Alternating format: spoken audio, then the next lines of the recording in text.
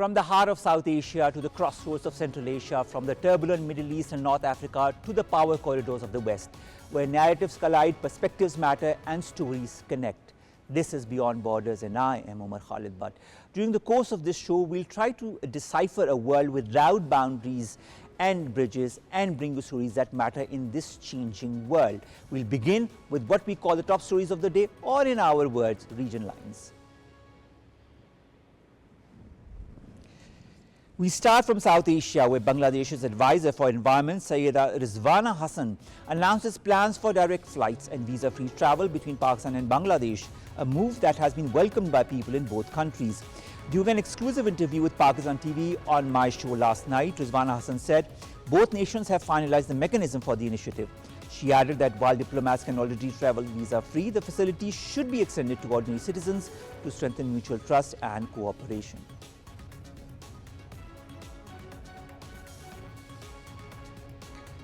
The United Nations and Social Commission for Asia and the Pacific is using its technology to fight poverty primarily through promoting digital inclusion, leveraging data for policy making and supporting innovative digital finance solutions. We'll be talking to a leading personality from the UN ESCAP on this very issue. Meanwhile, in the West, Democrat Zohran Mamdani wins the New York City mayoral election and will become the first Muslim mayor of the largest city in the US. Mamdani is the youngest to serve more than a century. He was born in Uganda and has lived in the United States since he was 7, becoming a naturalized US citizen in 2018.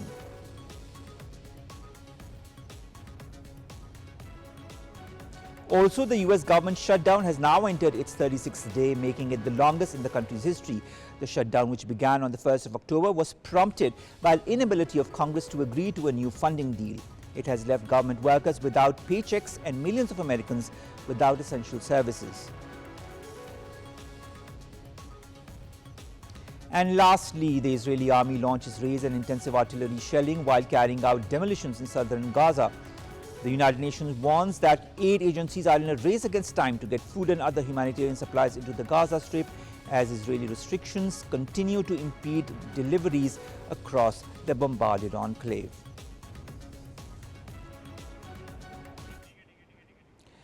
We'll begin on a very positive note. What happened was that yesterday we broadcast the interview of Sayyida Rizwana Hassan, the advisor for economy, forest and climate change.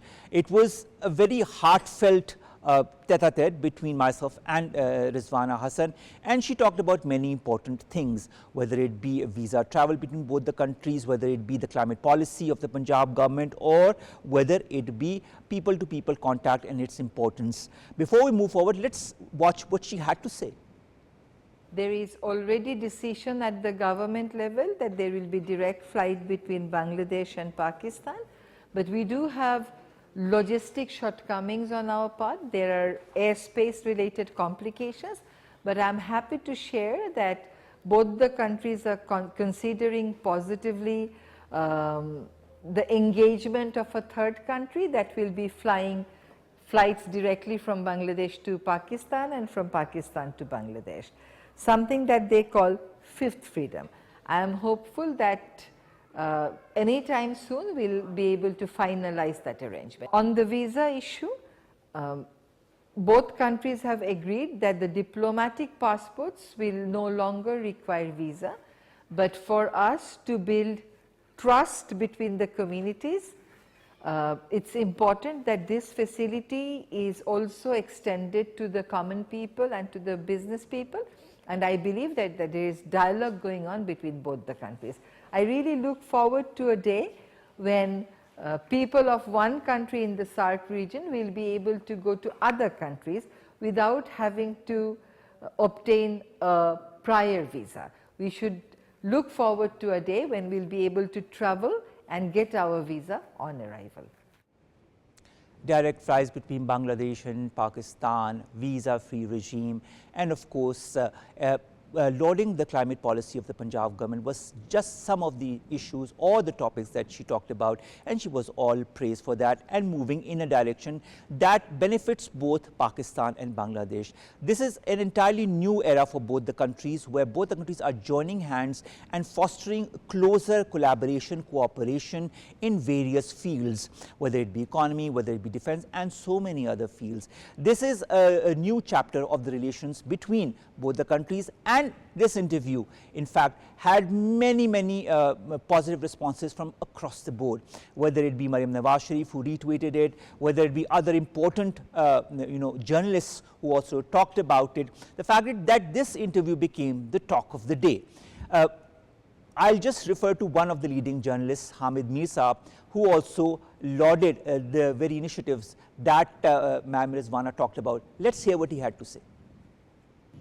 It was a very pleasant surprise to watch the interview of an advisor for the Bangladeshi government, Sayyida Rizwana Hassan, on Pakistan TV, when she disclosed that there is a possibility of direct flights between Pakistan and Bangladesh, and it was a great news for me when she broke a story, breaking news, that there is also a possibility of visa-free travel between Pakistan and Bangladesh. A person like me who have lot of friends in Dhaka and other cities of Bangladesh, I am very happy to know that now there are chances that Pakistan and Bangladesh will have direct flights. The governments of Pakistan and Bangladesh have agreed to facilitate the diplomats of each other. They can travel between Pakistan and Bangladesh and Pakistan without a visa. But if this facility will be extended to the common people of Pakistan and Bangladesh, it will be a great development, and I am sure that it will help the businessmen and the industrialists of both Pakistan and Bangladesh, and they can benefit from this kind of facility. So good luck for the young generation of Pakistan and Bangladesh. You see, there has been a complete positive reaction across the board between Pakistani people, Pakistani diaspora, journalists, and even our Chief Minister of Punjab, and of course from the Bangladeshi side as well. This proves that people-to-people contact between both the countries is paramount in order to further strengthen relations, and the visa-free travel, direct flights, and taking initiative from different important mechanisms of climate change that the Punjab government has initiated will be paving the way for a more robust relationship between the two countries, and we look forward towards that. As far as this interview is concerned, look forward to many more in the coming days on our channel Pakistan TV. Let's begin with our first major story after this breaking that we wanted to share with you, because since yesterday we've only had positive messages from across the board. Our first story, ladies and gentlemen, concerns South Asia, and in South Asia, of course, whether it be poverty, whether it be economy, whether it be regional integration, whether it be the SDGs, there are so many things that bring many a question on people's minds. We are going to talk to the United Nations Economic and Social Commission for Asia and Pacific, and one of their leading heads and directors of the Asia Pacific region, who deals with South and Southwest. She is none other than Mikiko Tanaka. She is the head of South-Southwest Asia for this very important organization. And we will begin our conversation to talk about many such issues that she managed to sit down and talk to us about. We'll begin with our first question that concerns assessing the current state of regional cooperation in the Asia Pacific, especially at a time when geopolitical polarization and strategic competition is on an increase. What's your take on that, Mikiko? So Asia Pacific is part of the world. So whatever the world is facing in what you say as a difficult period, let's say, in terms of cooperation, Asia Pacific is also facing it. So we are in a very difficult period of cooperation, development cooperation. I would say cooperation more broadly. And many things that we have, I think, assumed as a given in development over the past, let's say, decades, I think are being challenged. And certainly multilateralism also for a number of years, I think, has really been questioned. So yes, it is a very difficult time. Mikiko Tanaka, being the head and the director of South and Southwest region for UN ESCAP, I'd like to understand, with only 5 years left to the 2030 SDG deadline, which areas in the Asia Pacific are processing it well, and where do you see the most urgent need for coordinated action for this to happen properly?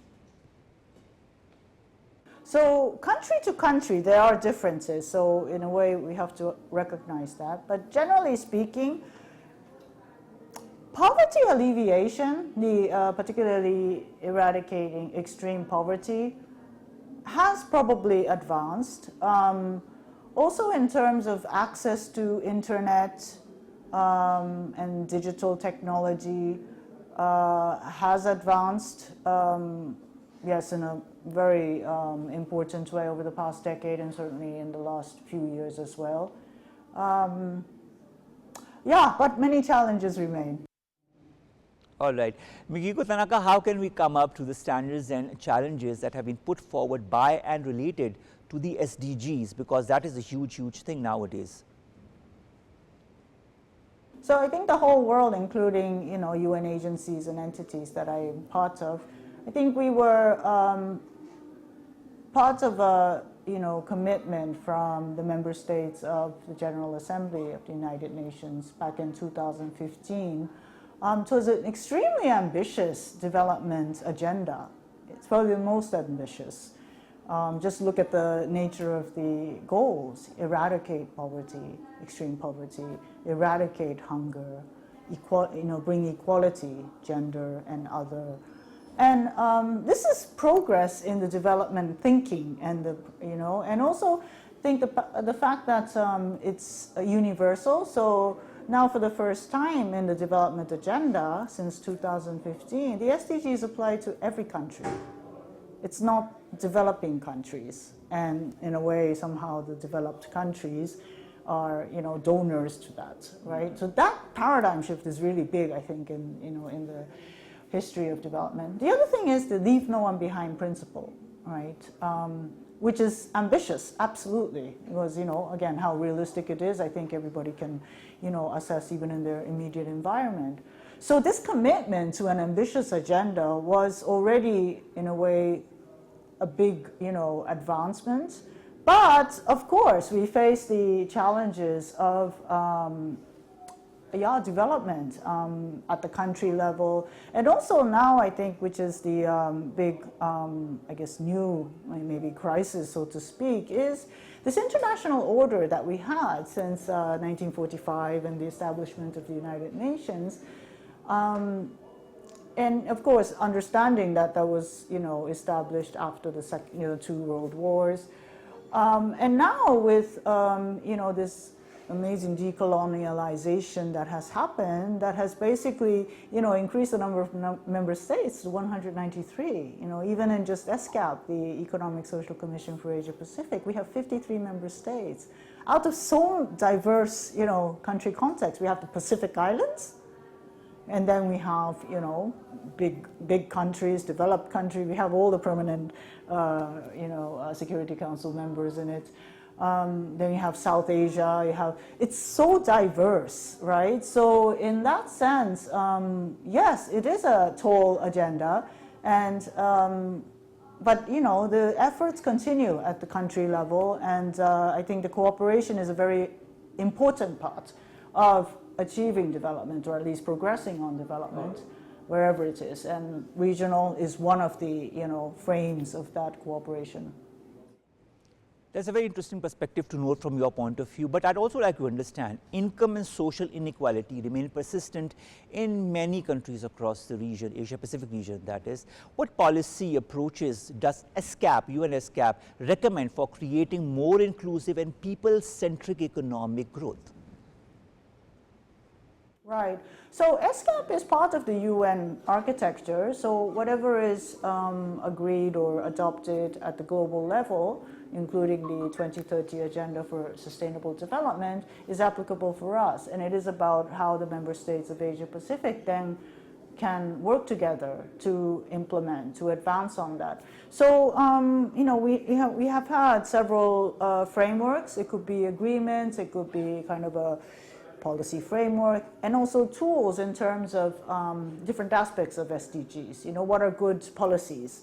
What are standards? Both within a country, but I think what is important in regional cooperation is to, in a way, harmonize between countries. So, for instance, if you talk about trade or transport or, you know, if the regulations around how a road even, right, that cuts through different countries are different. Every time you pass the border, something changes, it's not going to facilitate trade or transport or people, you know, moving around, right? So these kinds of harmonizing or setting standards around, you know, any of the SDGs or economic, you know, what do you call it, components, is one of the aspects that ESCAP works on at the moment. Mikiko, Tanaka, during your time in Pakistan, you have worked closely with multiple governmental and civil society stakeholders. Where do you see the strongest potential for Pakistan to accelerate progress towards an inclusive and sustainable development process? So Pakistan has a lot of experience actually on development, right? And there is a very vibrant young, you know, community. I mean, at any point in time, there is this very active youth. There's also civil society. Also in the different provinces or different parts of, you know, Pakistan, a lot of good development experience as well. And, you know, what Pakistan does, what has achieved, can also be lessons to other countries as well. And, you know, ESCAP has also facilitated that. But of course, the challenges are great as well, you know, in even the basics of development. I think governance is a, you know, very important foundation for fast development or good development. Also, you know, the newer, I guess, it's not new anymore. I think we have seen decades of this now, climate change and the impact of climate change. I mean, Pakistan has seen so much really extreme, you know, weather events that has, you know, created havoc and suffering for so many people, right? Over and over again, actually, right? So in that sense, you know, it becomes more expensive, it becomes more challenging. And of course, the people who don't have as much means, so to speak, in society, they are the most vulnerable. If they lose their farm or land or house or whatever, where do they go? What assets do they have? And I think it is a real challenge. And of course, you know, cooperation, we would like to think, is something that can also, you know, support. But of course, the engine really comes from people inside the country, right? So I think there is a vibrant, you know, civil society, vibrant youth community. If that, I don't know, the government's listening to them and involving them, including them in policy making or implementing development programs, monitoring. I think that, you know, vicious cycle that may be, you know, exacerbated by these kinds of other disasters, you know, could also kind of turn around into a positive. I think that's, at least that's a hope that I would like to. All right. That's the hope that Mikiko Nakata has. And of course, she has a lot of other positive things that she told me also off air as far as Pakistan is concerned, the wonderful, wonderful shopping that she's done here as well, and so many more. A lot of people have a lot of positive things to say whenever they come to Pakistan, and this shows the positive and, you know, vibrant culture and traditions that we have in Pakistan, continue to have in our society. We're hospitable and we continue to be that for all our guests. Let's now take you to the West.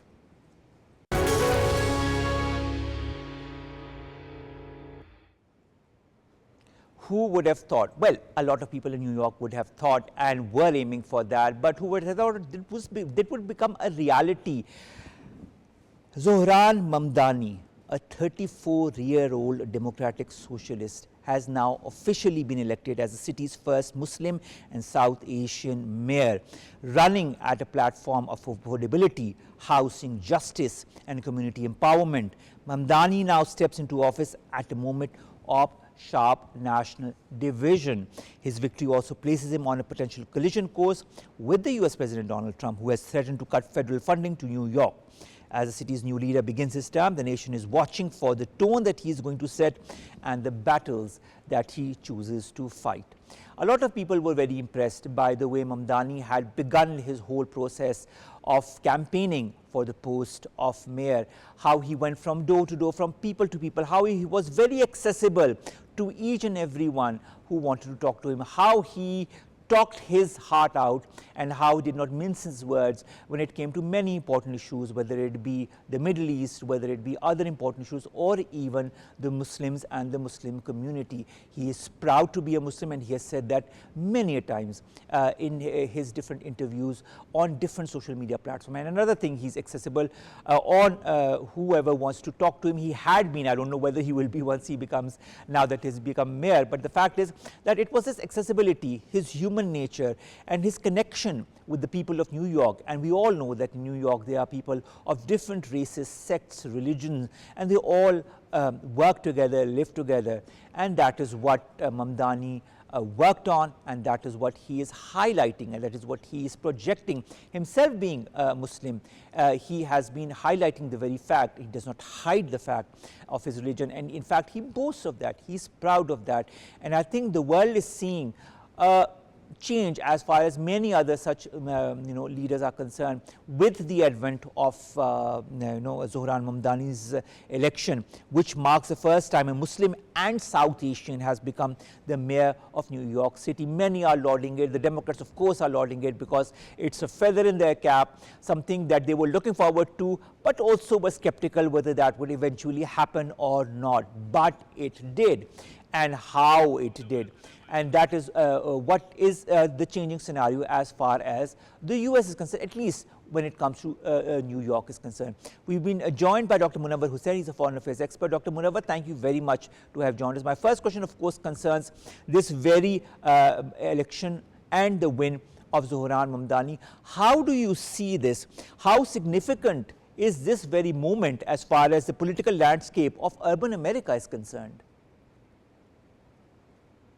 Thank you very much, Umar, for having me in your show. This was very important elections because America had a trend, and that trend was very famous in all over the world, that America has a society where accommodation level is very high, where people, they retain their identity, but even then they know how to live together. So therefore, this is the demonstration of higher level of accommodation. It is like a salad bowl where vegetables, they retain their identities. For instance, in the case of American society, people, they are known as Irish American, German American, Japanese American, and Chinese Americans. Though they retain their identity, but even then, the level of accommodation is very high, number one. Number two, the founding fathers of Americans, they saw America as a model for others to follow. And New York, definitely a metropolitan city, multi-ethnic, multicultural society where more than 100 languages are spoken, is a role model for whole of the America. So Mamdani's win is actually giving or indicating that any person who will come to America would have an equal opportunity to win the election, to be prosperous, and to retain the important position in America. So this is a sign of egalitarian society. Moreover, this election was very important because it has three different dimensions.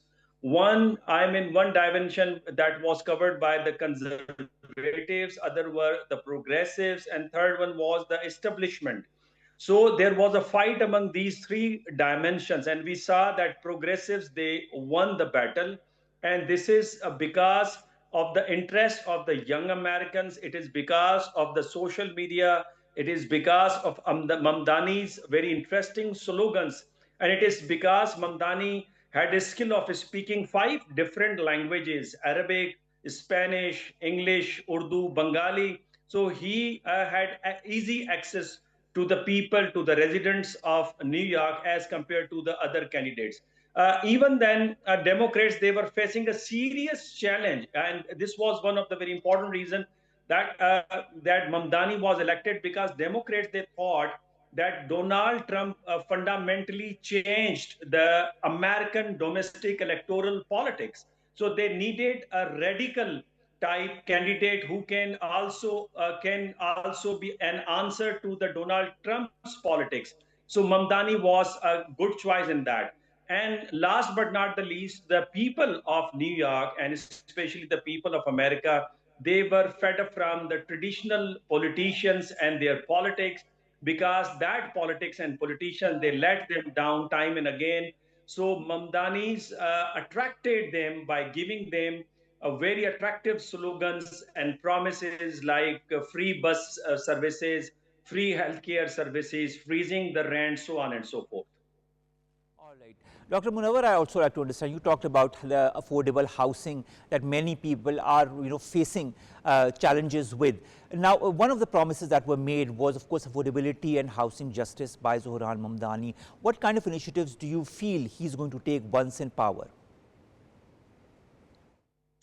This is a very difficult question. I mean, this is the question which many journalists, they ask Mamdani how you will do it, especially when President Donald Trump, he believes that he would constrain or he would cut the budget of the New York. He would feel constraints. He would face constraints while having budget of the New York. So he would definitely depend on the wealthy people over there. Now, question is that he is also promising for the taxing to the rich. And I think taxing to the rich, because in New York, more than 123 billionaires are living. So taxing to the rich would definitely generate resources, and those resources can be utilized for such services that he promised during the election campaign. I think that would be the only way. Otherwise, it would be rather very, very difficult. All right, it would make things very difficult, but under the same circumstances, there are a lot of challenges that Zohran Mamdani also faces in the US. The first and foremost coming from Donald Trump, that has made many a statement if he came to power, and now that he's in power. There's a lot of polarization in the US political system as we speak. How might his ideological stance, in your point of view, shape his governance, his coalition building, as well as relations with the business community across the US? Look, this was a very difficult election in that case, because within Democrats, Mamdani was facing challenges, especially those Democrats candidates who were known as capitalists. Even the ex-president of Obama, he did not endorse Mamdani. Similarly, many Democrats leaders like Chuck Schumer, Joy Jacob, who is the chair of New York Democrats, similarly Dan Goldman, who is New York Democratic representative, Laura Galen, again Democratic representative in the lower house, who even declared that Mamdani was a threat to her constituents. And similarly, New York, another Democrat, Tom Suzy.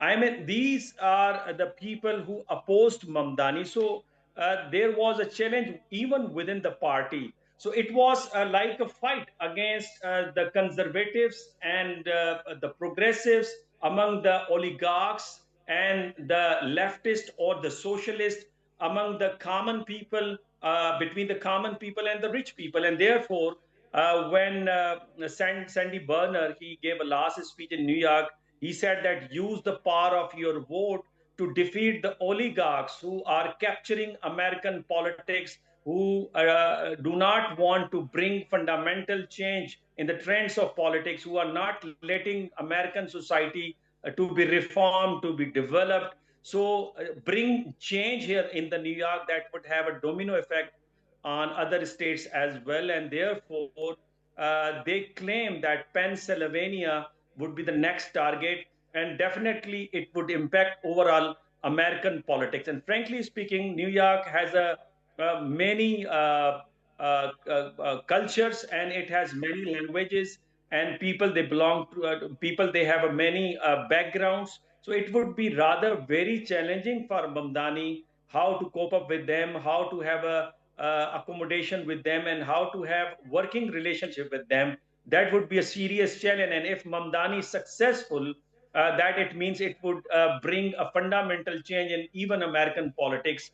And the radicalism that we observed in the case of Donald Trump in last year, now in this year, in the case of New York, would have a profound impact on American electoral politics in coming days.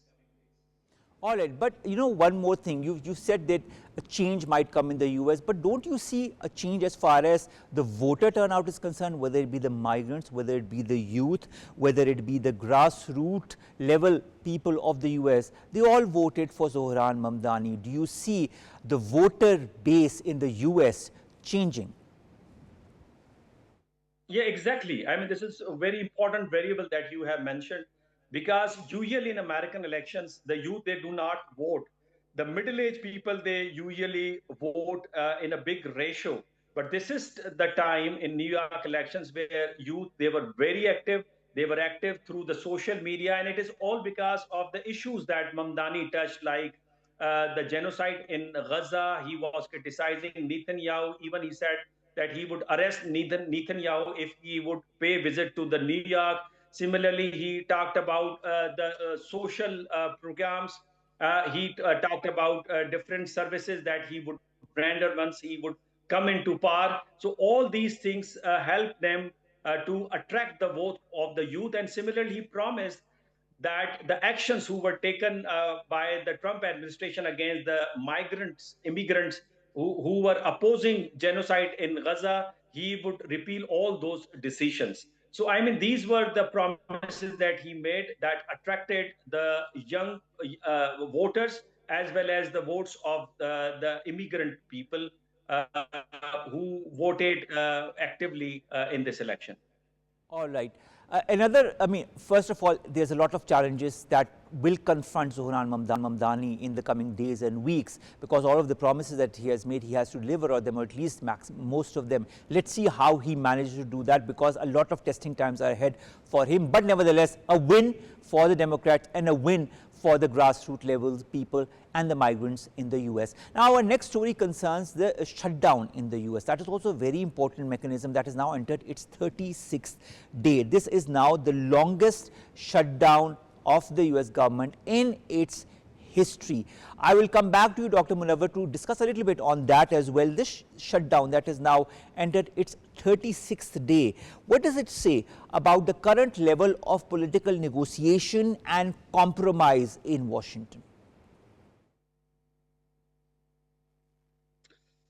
Before I mean saying this, I would like to have a very brief comment on Mamdani's election. Look, I mean, this is very good in the case of American domestic politics. It would generate check and balances, which is one of the very important, a peculiar feature of American politics. So, I mean, this good that if Republicans had they won the elections, the trend that was established by Donald Trump, in that case, the people, they might not have check and balances on the current American administration. So I see it very positive in that case. As far as shutdown is concerned, again, this is very interesting. This is the longest shutdown that says more or less American government is now is unable to perform. Many services are shut down. Employees are even or are on leave without pay, or they are have suspended their services without pay. Uh, this happened also in 2018 and 19 when the shutdown went up to 35 days. So again, in this time, 36 days, it is all because of the different agenda which is clashing, the agenda of Republicans clashing with the agenda of Democrats regarding the public health billing and the extension of the budget for the pays of the people who are rendering services in American government. So I think this is again very irony. It is earning a bad name for America, frankly speaking. But President Trump is taking it as an opportunity to cut down the size of American governments because he believes that they are wasting their money. They have to save their money. And he is taking this impasse as an opportunity to further cut the size of the American governments. And he has given condition that if Democrats are ready to extend their support on the budget of a wall that he want to construct on the American border with the Mexico, then he would allow the Republicans to extend their support for the healthcare bill, which the Democrats they believe that bill or that project is very popular among the American people, and that is the only project that can help Democrats to win elections again in coming years. All right. Thank you very much, Dr. Munawar, to have joined us, to have given us your eminent point of view on the U.S. government shutdown that has now entered its 36th day. A lot of consequences, economic and social, for the hundreds of thousands of workers who've been furloughed and their families that are now in dire straits under the current circumstances. Let's hope, let's wish, let's pray that the U.S. shutdown ends and all the hundreds of thousands of families that are now burdened by all of this can now finally heave a sigh of relief. Let's hope that happens sooner than later. Thank you very much, Dr. Munawar Hussain, to have joined us to talk about these two important topics as far as the West is concerned. Now let's take you to the Middle East and North Africa.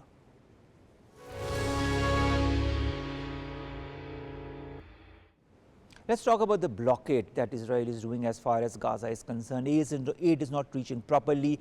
Food, water, medicine, things that had been promised in the agreement that had been signed between Israel and Palestine that was mediated by Donald Trump seems to fall on deaf ears as far as Israel is concerned. It has been a number of days, and the barbarism from the Israeli side also continues. The number of deaths continue to increase, the number of injured continue to increase, the number of helpless people also continues to increase.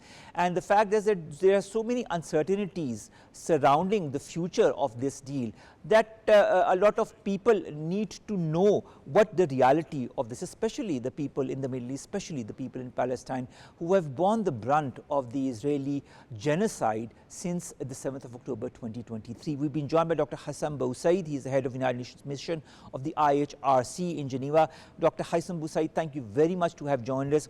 Despite the ceasefire, aid agencies in Gaza, sir, say that the area remains on the brink of famine. This was something that was even being said before the ceasefire agreement came into effect. What factors are preventing humanitarian assistance from entering into Gaza? Thank you, Mr. Mati, for this hosting today. And first of all, we have to mention that the United Nations reports that since the ceasefire of 19 January 2025, Israeli authorities have blocked all life-saving supplies such as food, medicine, fuel, and cooking gas into Gaza, affecting some 2.1 million people. This is a fact. Secondly, Palestinian officials say that such a blockade, together with continuing Israeli military actions, threatens the very viability of the ceasefire.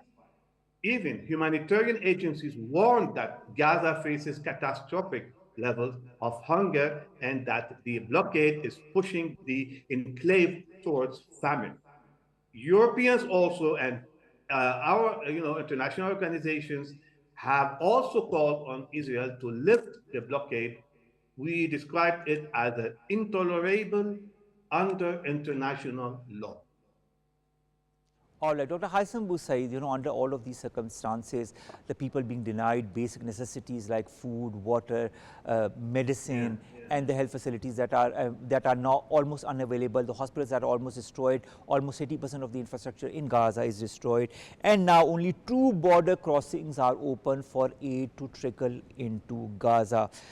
How is this limited entry going to affect the future of the people of Gaza? Well, of course, it's not going to be very happy for them, but also it's going to be affected on the legal implications, if you want. If you want to talk about the humanitarian, of course, we will be facing a lot of humanitarian violations. We have also a lot of cases that is really desperate cases Okay, it is on the humanitarian level. In case we don't receive some backing into having all these supplements enter the Gaza Strip.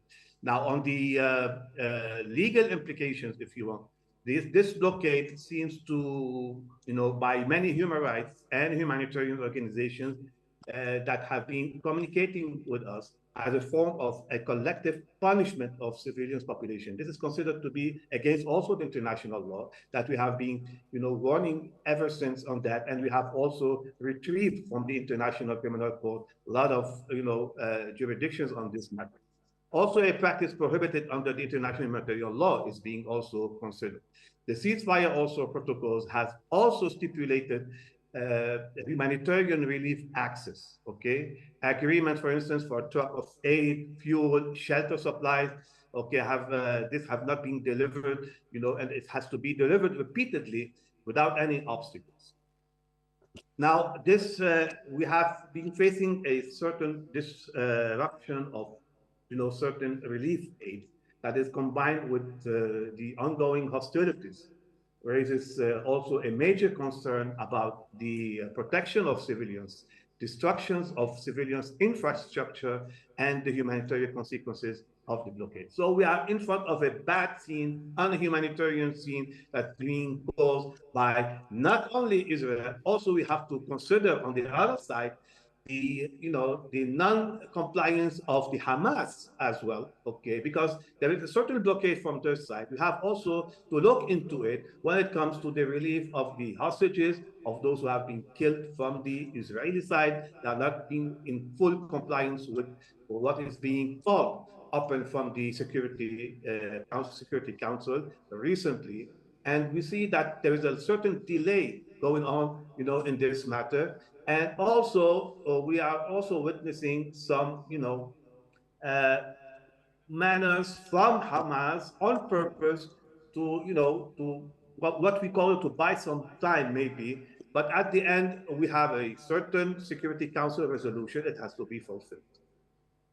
All right. Last question, Dr. Haissam Bou-Said, concerns this continued violence, barbarity that is being perpetrated by the Israelis on the hapless people in Gaza.